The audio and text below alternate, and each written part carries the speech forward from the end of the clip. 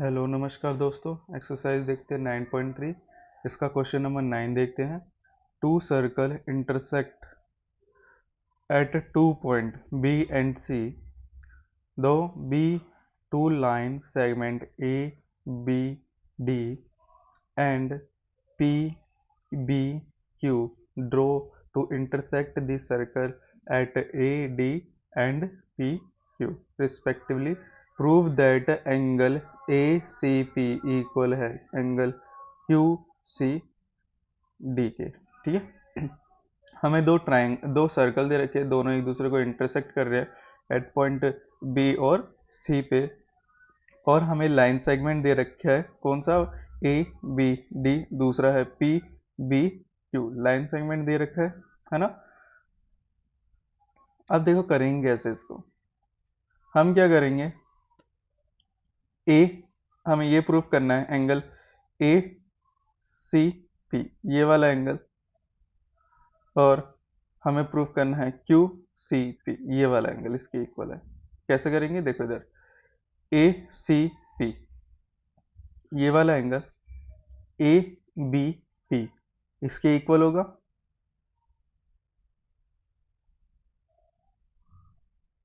Equal होगा, क्यों equal होगा, क्योंकि सेम सेगमेंट पे बन रहे हैं, क्योंकि ये सेम सेगमेंट में, देखो ये ऐसे बन रहा है और इसी सेगमेंट का यूज करके, इसी कोड का यूज करके ये वाला एंगल बना, तो ये वाला एंगल इसके इक्वल है, क्योंकि सेम सेगमेंट में बन रहे हैं, सेम सेगमेंट के एंगल आर की इक्वल। तो ये हमारी इक्वेशन 1 होगी। दूसरी चीज देखो, जो हमारा ए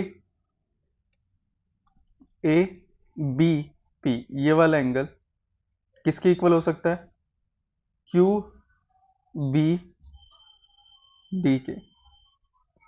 क्यों होगा, क्योंकि ये देखो ये स्ट्रेट लाइन है, पी बी क्यू और ए बी डी, ये ऐसे जा रही है स्ट्रेट लाइन। ठीक है, यहाँ पर बी है, यहाँ पर ए है, डी है, ये क्यू है, और ये क्या, ये क्यू है, और ये क्या है, पी। तो ये वाला एंगल इसके क्या होगा, वर्टिकली अपोजिट बन, जब दो लाइन इंटरसेक्ट कर रही है तो उनके opposite angle, vertically opposite angle are equal. तो हमारा ए बी पी और Q B D vertically opposite angle, ये हमारी इक्वेशन होगी 2।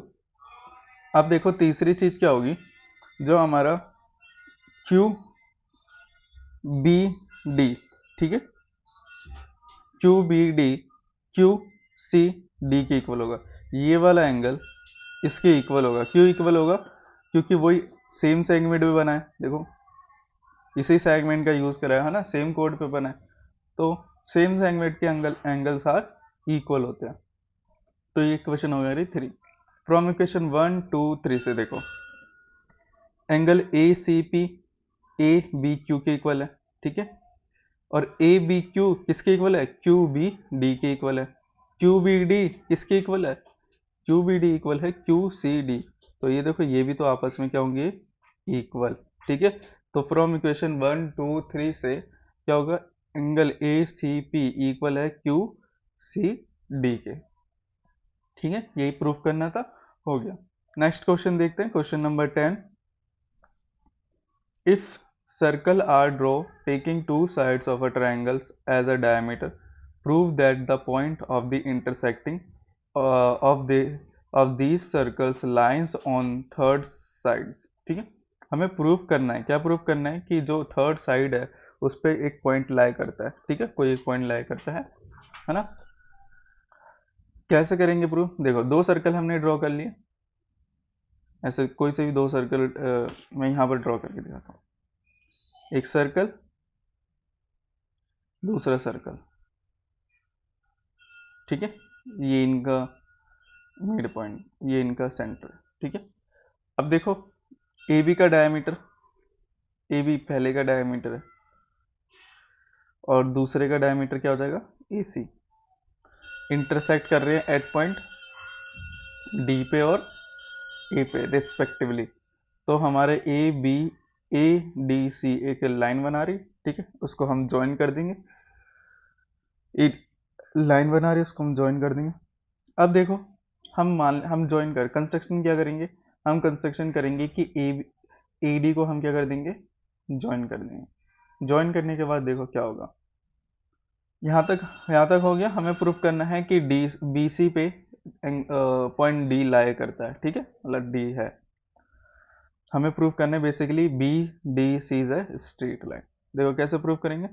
ये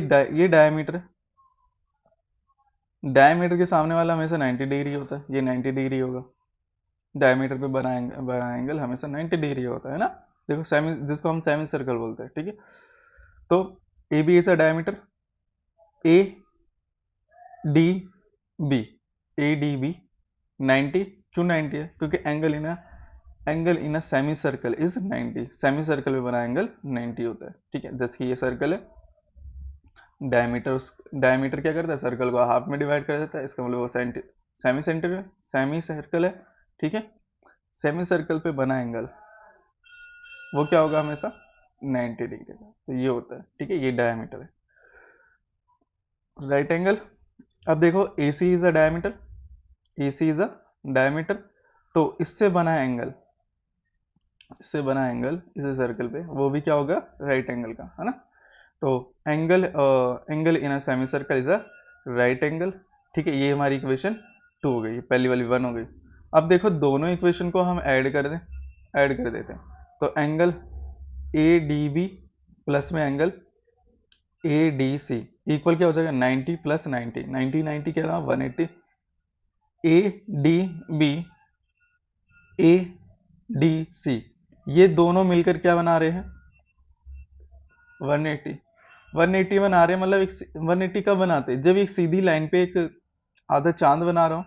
आधा चांद मतलब लीनियर पेयर बना रहा हूँ, ठीक है। जब दो एंगल एक स्ट्रेट लाइन पे 180 का एंगल बनाते हैं, इसका मतलब क्या है, वो लीनियर पेयर लाइन है, लीनियर पेयर बना रहे हैं, ठीक है।